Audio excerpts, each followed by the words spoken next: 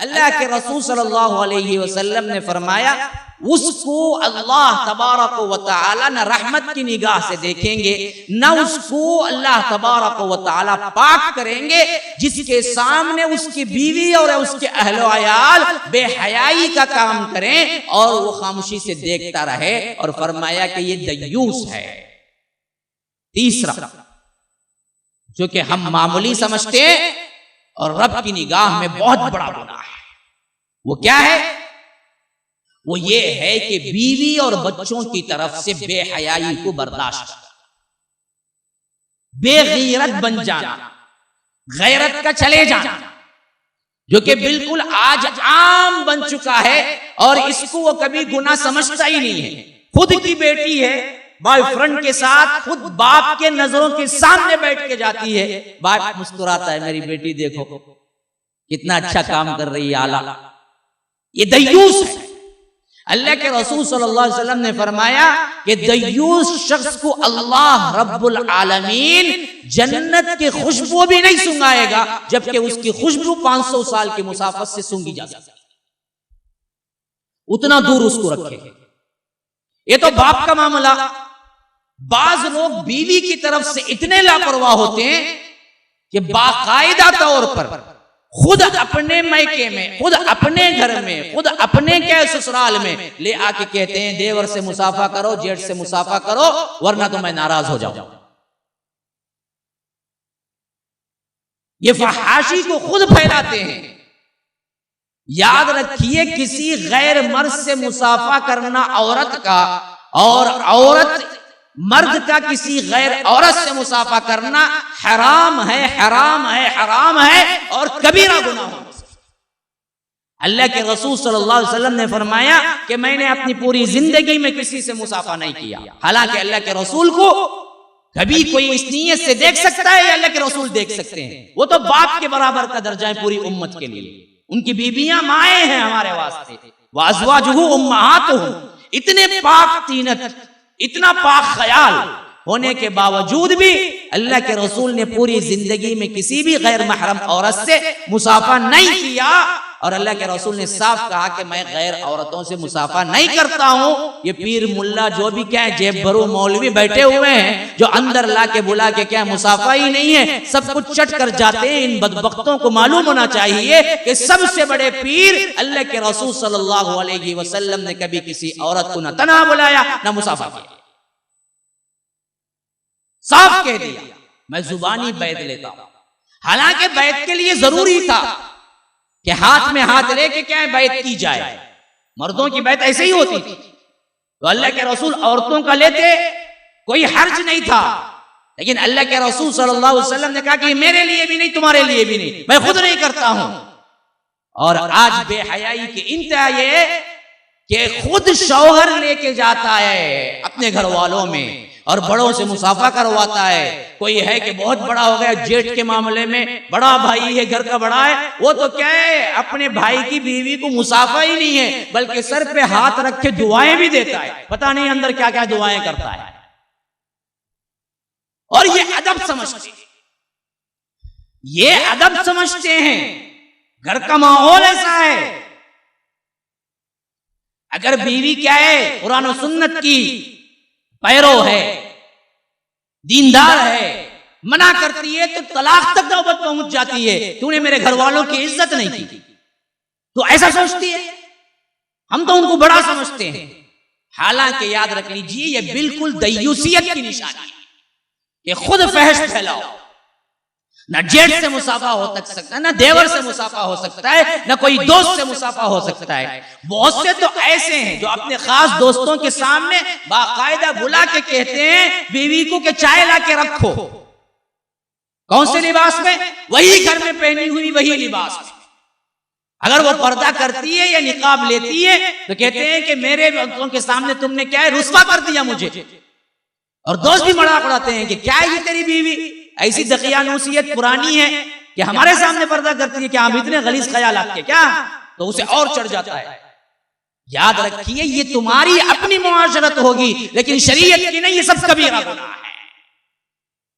अगर दोस्त अहबाब कितने क्लोज क्यों ना हो तुम्हारे, बीवी के तो नहीं है, और बीवी को पर्दे में रखना जरूरी है।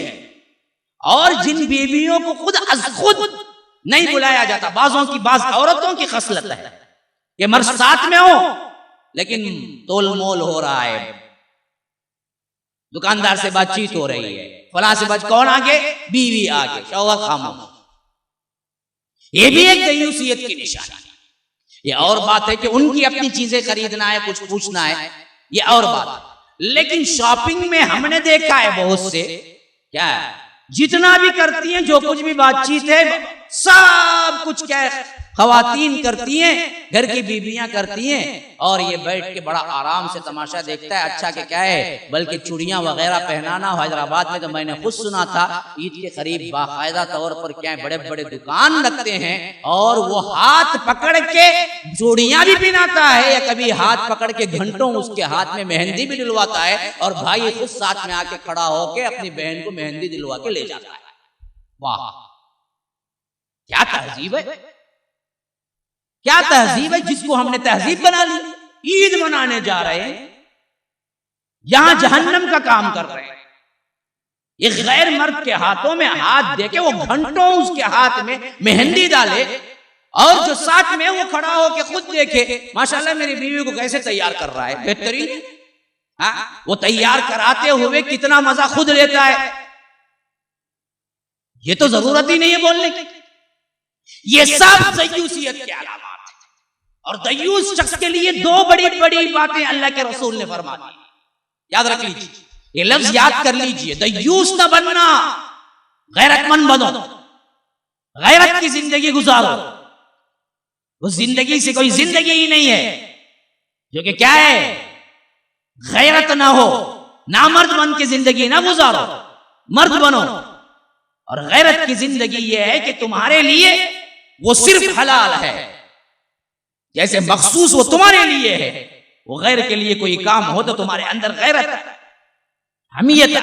तो दो बातें बड़ी हद तक अल्लाह के रसूल ने साफ कर दी। एक दयूस मलऊन है, एक दयूस मलऊन है, और दूसरा क्या है, वो जन्नत की खुशबू भी नहीं पा सकेगा, वो दयूस है। और दयूस की कैटेगरी में आज आम तौर पर जैसे हम क्या है बहुत मामूली समझते हैं, वो गुनाहों में से क्या क्या गुनाह है। नंबर एक, अपने ही रिश्तेदारों या ससुराली तौर पर जो हैं उनसे क्या है बिला हिजाब का आने का कहना। देवर है, जेठ है, फुला है, भाईजान है, फुला है, भाईजान भाईजान बोल के पूरा जान हो जाता, जान इनकी निछावर हो जाती, फिर भी भाईजान बन गए, है ना। कि भाईजान, देवर, जेठ, ये चीजें हैं जो शौहर खुद करवाता है। नंबर दो, दयूसियत में सबसे बड़ा अलायकार क्या है, औरत की तरफ की जो शादी से पहले की चीजें हैं, कजिन्स, वो जब आते हैं तो शौहर बैठा हुआ होता है, और ये कजिन्स से पूरे मुलाकात किए जाती है, हाथ मिलाती है, हंस की बातें, फिर तारीफात है, भाभी क्या खूबसूरत लग रही हैं आप इस लिबास में, हाँ अच्छा अच्छा माशाल्लाह जज़ाकल्लाह। ये गोया कि क्या है, बहुत बड़ा क्या है, दुआ दे रहा है बंदा, हालांकि जहन्नम की वईद है उसके लिए। और ये शौहर बैठा देख रहा है अपनी बीवी सीधे तरीके से, आराम इत्मीनान के साथ। अगर कुछ पूछ भी लिया जाए तो मियां बीवी में, क्या जी मेरे कजिन जी बचपन से मुझे देखते आते हैं, तो इसका मतलब यह कि हलाल हो जाता। दलील है ये कोई कि बचपन से देखते आते हैं तो हलाल हो गया, ये दलील है कोई? पता नहीं बचपन से देखते आते आते क्या कुछ उनके दिमागों में, उनके ख्यालात में उछल रहा है, कूद रहा है। आपको पता भी कजिन्स के कितने मामलात हैं जो आगे चल के क्या है, कभी गंदगी पे खत्म होते हैं, कभी जिंदगी बर्बाद करके छोड़ देते हैं। तो कजिन्स क्या है, महरम नहीं है, उनसे पर्दा है। हाँ, बड़े होने से पहले, बड़ी होने से पहले आपने दोनों ने खेला हो एक ही आंगन के अंदर, आप दोनों ने क्या है अपने तौर पर कहीं घूमा हो, फिरा हो, ये अलग चीज है, वो शरीयत जायज कहती है उसको। लेकिन जब बालिग हो जाए फिर उसके बाद से तो पर्दा है, तलाक देखा हो उसने, तुम्हें कजिन है और वो महरम है, उससे तो तुम कोई चीज क्या है फिर बेपर्दगी नहीं हो सकती। तो एक ये कि बीवी की तरफ से होता है मामला कि वो कहे कि मेरे कजिन से, मेरे कजिन से, हत्ता कि मैंने देखा है बहुत से अच्छे अच्छे तौहीदी घरानों में भी कजिन्स बेडरूम में है, शौहर बाहर का है सऊदीया में। क्या कहते कजिन्स कहते, बोल को गया करते जाने नहीं क्या भी रहा तो भाभी की हाजत तुम्हें पूरी कर लेना, मैं जरा जा पाता हूँ 2 साल के वास्ते, है ना। नहीं बोल को जाता था बाकायदा पूरी इजाजत दे। तो बाज औरतों को जब बोला जाता है तो उन्होंने मेरे शौहर से मैंने इजाजत ले ली है। अच्छा शौहर इजाजत दे ले जिना कर ले तो जिना हलाल हो जाएगा तुझे, हैं? ये क्या बदतमीजी बना रखा है। इस चीज पर ख्याल करो मुसलमानों, ये दयूसियत की निशानी।